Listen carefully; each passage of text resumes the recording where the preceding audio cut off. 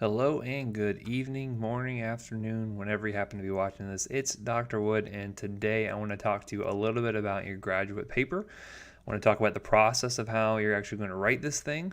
It may seem a little daunting, especially if you've never done, medical research and medical writing before, but I promise we're going to get you through this and you're going to have a really nice product at the end of it, which I think we're going to be pretty proud of. Again, this is your graduate project one. We talked about some of the due dates and things like that in person, but just to remind you, this class is mainly about writing the rough draft, right? You should be about 85% of the way done by the end of this class. Your fall semester, when you're on rotations, is the time to polish this thing up, and that's when you're actually going to turn in the final GP1. And then later on, we'll talk about 2 and 3 as it becomes more appropriate. But let's talk about the process here for writing this paper. So to start off with, let's look at the research proposal. This is going to be the first assignment that's going to be due for this class, and the due date is actually going to be pretty fast. But again, that's not meant to be daunting. The whole point here is to get you on track to start to think about your idea, what you want to do, how you're going to tackle that, etc. And I've put up a nice example proposal for how you're going to do this. But basically, the research idea should be some sort of clinical question, some sort of clinical challenge, a quandary, a dilemma, an enigma perhaps, but something that's at least interesting to you. That should really be the first thing to look at, is something that you're actually interested in. It could be a family or personal connection.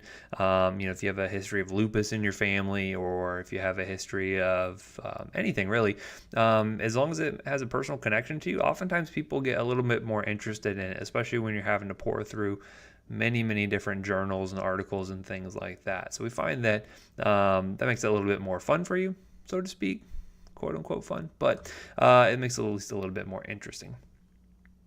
And of course, it can be something you've always just wondered about, like why the heck do we use this kind of medication for this? Why is this procedure good for this sort of disease state? It could be really anything, okay? The whole point is that what the real limitation is what you're able to come up with, right? So your curiosity here, your imagination is going to be the limit. Some people also like to choose things that are going to be relevant to their career path. So if you know you want to do dermatology, go with something derm related. That's totally fine. That might actually be useful in some of you who may want to go on and do something like a fellowship, something like that, where having shown that sort of applicable interest beforehand may help you to kind of clinch that position, which may be highly sought after. Something to think about. Anywho, getting down to in terms of the idea itself, you want to make sure it's not something that's going to be too broad and not something too narrow. So for instance, you want to have something that's going to be reasonable within the scope of a 10-page paper, right? You're trying to answer a clinical question that you've come up with, and you don't want to ask like, what's going to be the best antibiotic for superbugs? That's kind of broad, right? You're looking at things like ESBL producing Klebsiella. You're looking at things like Pseudomonas. You're looking at all these different things. It becomes very broad, and that becomes much more difficult in order to kind of hone in your topic to where you can get something where you can really answer the question in roughly 10 pages or so. You also don't want to go something too narrow. So as an example, you don't want to look down and see, okay, what's the best sort of treatment for a disease state that affects, say, 5 people a year? That might be a little too narrow. You might find that your options in terms of the research that's out there might be a little limited, and so it's going to be hard to come up with your reference requirements. We'll talk about that reference list in just a few minutes here. You really want to find sort of the Goldilocks spot in terms of something where you can find something with a manageable amount of data out there, right? You don't want to have to pour through thousands of papers, hundreds of papers. Maybe a dozen or two might actually be pretty good. And again, that'll make sense on when we talk about the reference list there. Again, it needs to be something where there has been some sort of research done on it, right? Because again, this is not something where we're actually going through the IRB process, getting approval and doing actual research on people, right? This is something where we're taking literature that other people have done and trying to put together different sources to try to answer a question.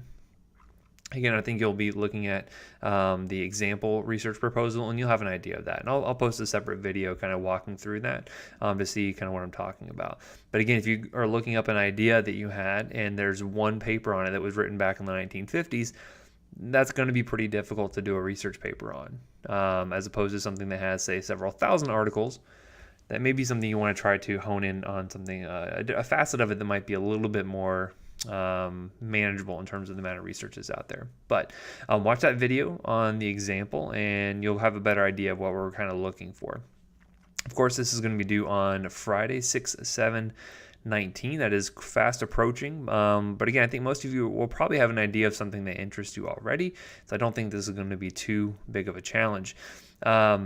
Now, this does not absolutely lock you into your paper. If you get, say, halfway through it and you're just like, I hate this topic, this is the absolute worst, I never want to look at this ever again, that's okay, right? I don't want you doing that the day before the draft paper is due. However, if you can figure that out kind of early on, that's going to be beneficial to you. However, any changes need to be approved by me, the course director. Once your proposals are all submitted, I will go through those that weekend. And once you have a grade on that, then you know you have to go ahead, along with any comments I might make, to go ahead and continue your assignments. If you want to change it, though, definitely reach out to me. And that's just another good point anyway. With this whole course, feel free to stop by anytime. If you want to set up a phone call, a Skype interview, if you want to set up carrier pigeons, correspondence letters, anything like that, I want to make sure that I'm available to you. So that way, if you have any questions or anything like that, we can answer that promptly. Okay, so try to reach out early if you need anything. Okay, moving on from the research proposal, then we're going to have our reference list, okay? And so this is going to be at least 15 references minimum. 5 of them have to be within the past 5 years. And that sounds like it may be a bit of a challenge, but you're going to find if it's anything that has any sort of recent research on it, you're probably going to be okay from that standpoint. It shouldn't be too difficult to do unless your topic is extremely esoteric and very niche and very hard to find information about. If that's the case, you may want to consider changing what your topic's going to be. And again, you're looking up references anyway when you're writing that research proposal, so you should have a pretty good idea of what's already out there. Okay. Now, at least 5 of these articles need to come from a peer-reviewed journal. Okay, that means you can't just go out and find an issue of Cosmo or Tiger Beat and say, "Look at this. This is groundbreaking research." That doesn't really count, right? It needs to be something that's peer-reviewed by experts. That is something we call primary literature. There's going to be a separate video later on in the course talking about the different types of literature. You may be familiar with these delineations, but I want something that's going to be from a peer-reviewed journal because that helps to ensure quality. It helps to ensure that the article is going to be internally and externally valid and useful when we're trying to make comparisons between different papers to say, well, what's the best way to treat X? What's the best management for Y, etc. Okay. Getting into your references, right? So I want 5 of those to at least be from a peer-reviewed journal. Again, 5 within the past 5 years. Going off from that, sometimes you need information regarding background information, right? Sometimes you want to talk about the pathophysiology of a disease, information that's pretty well tread, but you need a source to cite for it. And again, when in doubt, oversight if you need to, right? You don't want to be accused of plagiarism by any means. So textbooks are really good for that sort of background information, right? So if you want to talk about, say, for instance, the pathophysiology of PCOS, if you're talking about hypertension, whatever the case may be, textbooks are really good for that. Or if you want to kind of lay down the groundwork of what the current treatments have been for something, but now you're looking at it as, say, a new treatment. So as an example, you may use, say, the DSM-5 to give you information about how to treat depression, but you want to look up new therapies for really treatment-resistant depression. Textbooks can be good for that sort of information, and then you kind of bounce off of that to go into your question, right? Or, well, what do we use next? What's good for patients who have failed conventional medical therapy? Perhaps ketamine is a good option, right? So just an idea of what you can come up with. And again, I hope I don't see 57 papers asking about, well, what's the best treatment for resistant depression, right? That's no good, right? Anywho, and then another point I want to make here is UpToDate is, I might make a whole video just about UpToDate because I have some conflicted feelings on it. UpToDate's a really, really great reference, right? Especially if you're out there clinically and you're working and something comes up that you've never seen before or you're not sure how to manage something. UpToDate is really good for that information. However, UpToDate is not a very good source to use for your primary literature here. And in fact, UpToDate is not considered primary literature because it is more opinion-based.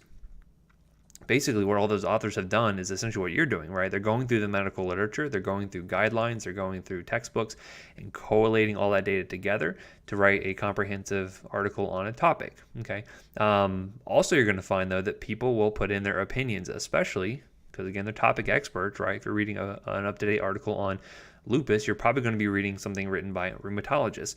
And so the point there is that oftentimes in medicine, we just don't have a good answer for what the best treatment for X is. In those cases, a lot of times they're going to give their opinions. They're going to say, well, what we do in our institution is X, Y, and Z. Again, that is not evidence-based. You need something to back that up. And so I think UpToDate is a very good jumping off point for researching a new topic. And one thing you can do from there is go to their references. They've probably got a lot of really good references. Just take those if you need to, right? It's not plagiarism if you go and look up those references yourself and then pull information from that, okay? So your reference list is going to be 61419. Just as a side point there, we're going to be using AMA citation guides, and I will post a link there so you can make sure you're citing your stuff correctly. Before, it might have been APA.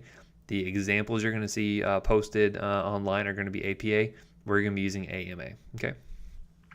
Moving on next, we're going to be looking at our literature evaluations. Now, this is something you should be doing to all of your references. You should be critically evaluating them. But I want to make sure you're doing this at least formally once. And if you'll see the document that we're using, and basically it's a series of questions we're going to be asking about a particular article. So you get to pick which one it is, but it needs to be one of those ones that was from a peer-reviewed journal within the last 5 years. Okay. And these are the same questions we asked during EpiBio. If you think back to when we did our journal clubs, these are the same questions you're going to be answering, right? You're talking about what are the outcomes, what are the different types of variables we have, etc. Those are the questions I want you to answer, and then you'll submit that on 7/5/19. Okay, that's just one of the articles you're going to be doing that for. Next up, okay, so let's say you've been writing your paper throughout the semester. Coming down to it, you're getting close to your 10-page mark. You may have gone well over that. Who can say, right? This is where it comes down to the peer review process. And this is probably going to be one of the most important processes during this whole semester, okay? Now, your peers have already been assigned. I very much apologize if you have been assigned to or you have been assigned your bitter enemy. I don't really care, right? So part of this is also learning how to work with people whose opinion you may not really value that much or you may disagree with. This is all part of the process, right? If you got your best friend, you can PayPal me at Dr. Wood Loves Farm at Venmo or I don't know, whatever the case may be. I'm just kidding. Anyway, the whole point is that when you will have a rough draft ready, you're going to be able to submit that through Canvas. You're also going to email that to your reviewer. That reviewer is then going to go through your paper. This needs to be a Word document so that that reviewer can start to do track changes. If you're not familiar with track changes, I will make a short video about that. It's super simple. It allows you to write in comments, corrections, etc., along with any other information you want to add into there. And I expect you to really read through that paper and have some substantive feedback, right? I want you to be able to say like, well, you say this, but you don't really have any substantive information to back yourself up. Like, where do you get that from? Things like that, right? This is not the time to be petty. It's not the time to be crass. It's the time to try to help that person. And again, I expect you to really read that, because if I go through that submission of yours, so as a reviewer, once you go through it, make your track changes, you will email that back to the person you were assigned to. You're also going to submit that in Canvas, and I'm going to look through all those track changes. And if I see that you're missing grammar stuff, if I see you're missing easy spelling stuff, you're going to get dinged for that, right? Because that shows you really weren't paying that much attention. And I really, really want you guys to pay attention to these things, because that feedback is super, super important for the person who is the author, right? So again, we're going to go through the rubric. You'll have an example. You'll know what the rubric looks like. It's posted online. And so I expect to see some good substantive feedback there, okay? So now that the peer review process is done, the author has their rough draft back. This is where you're going to find that the final paper is going to be due on 8/2/19. So, okay. And again, I don't want you to wait till the last minute. And in fact, most of it should be done by the time you do the peer review process anyway.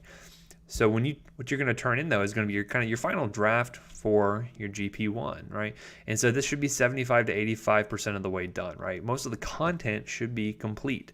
Your references should be locked down. If you're using facts and figures and things like that, that should be locked down. This is pretty much it, right? And again, the reason why I have you do this now and then the final later on is because, one, I want you to have some time to marinate on it, some time to really sit there and polish it up and make it look nice. Because again, you may get published off of this, right? If I see some articles and think, wow, this is really, really high quality stuff, this may be a good candidate for submission to X journal. I want that to be a really good high quality thing, right? some sage advice I got from someone. One of my side gigs I do is I write review questions, and they say for every submission you make, is this something you would submit to the New England Journal of Medicine? And if it's not, then that's not your best work. So you should probably go back and re-look at it. So this stage here is really going to be your final draft. This is not the final product. That New England Journal quality, that's going to come later on. That's going to come in the fall semester of your clinical year. You're going to have time to work on that. Okay.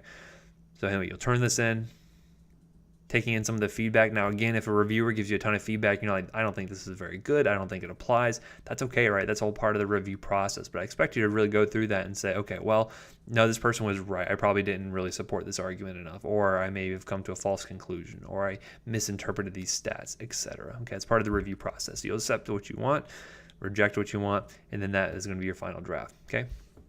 Anyway, so that's going to be basically the whole process. 8/2/19 is going to be your due date. I will send reminders out to make sure everyone's on track, okay? So final, I want to get into a few tips here. Do not wait until the last minute for any of this stuff. Reach out early if you can, because the sooner you reach out, the sooner we can get something addressed and fixed, okay? Again, I want to be a good resource for you. So if you have questions, if you have concerns, if you have comments, questions, queries, anything, reach out early, okay? I want to be able to talk about it. And again, it just doesn't have to be in person. If you want to write emails, if you want to write text messages, if you want to meet on Skype, summoning circle with the pentagram, whatever you need to do, I want to make sure I'm there for you, okay? So make sure you reach out early. Other thing, follow your rubrics, okay? Some stuff I might critique may just be style things. That's not stuff I'm going to count off on. However, if you're missing a title page, and it clearly says in the rubric you need to have a title page, you're going to get dinged for that, right? So don't get dinged for stupid stuff. Follow the rubrics, and you can't really go wrong from that standpoint, okay? One last note I want to make here is that this is a completely new way this class is being run. This used to be 2 classes, actually. Research Methods was in the winter semester. That has now been offloaded and combined into the summer class as Pub Skills course. And so your feedback is greatly appreciated. If you hate the videos, if you hate looking at my ugly mug on these things, let me know, right? If you think the deadlines are a little crazy, let me know. This is all very mutable. I thank you for being my guinea pigs. I apologize I did not get your informed consent for this, but you are a captive audience, and so I'm going to make you do with what I got and go with it. So again, let me know, and I can make this better for the next time we do this, okay?